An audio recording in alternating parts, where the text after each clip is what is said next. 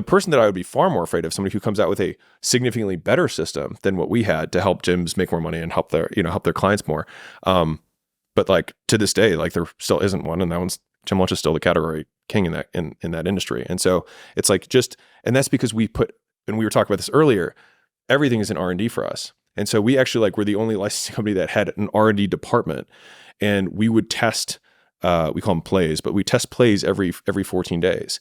And so we'd spend 50 or 100 grand on just a test. We'd be like, all right, let's test this new marketing campaign. Or we'd say, hey, let's test this new high ticket sales process. Or hey, what if we tried to sell memberships via chat? Let's just give it a shot, see what happens. And honestly, 70% of the time, it was worse than the control. Like it didn't work as well. And what we would do is we'd present it to the licensees and say, hey guys, guess what we just spent 50 grand on that you don't have to spend money on?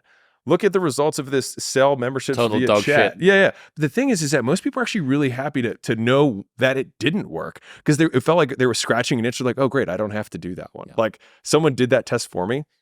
So anyways, all that to say, unless you have that trail of bodies behind you that led you to figure out this one thing, when there is a kink in the system because some external condition changes, which it always will, they then don't know, which means you're always still going to be ahead. Yeah, that's very interesting. Yeah, because if you understand the physics of the system, if you understand the dynamics of why you're doing the things that you're doing and something changes, you can respond.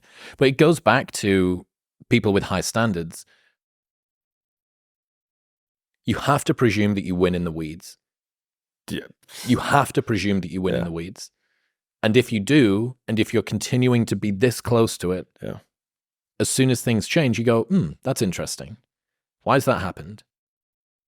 And that then allows you to continue to iterate. And you see it because you're in the weeds, right? Somebody who's all the way zoomed out, just like, copy paste that. They're like, they're late because they have to see that it's working consistently. So they're already 3-6 months behind.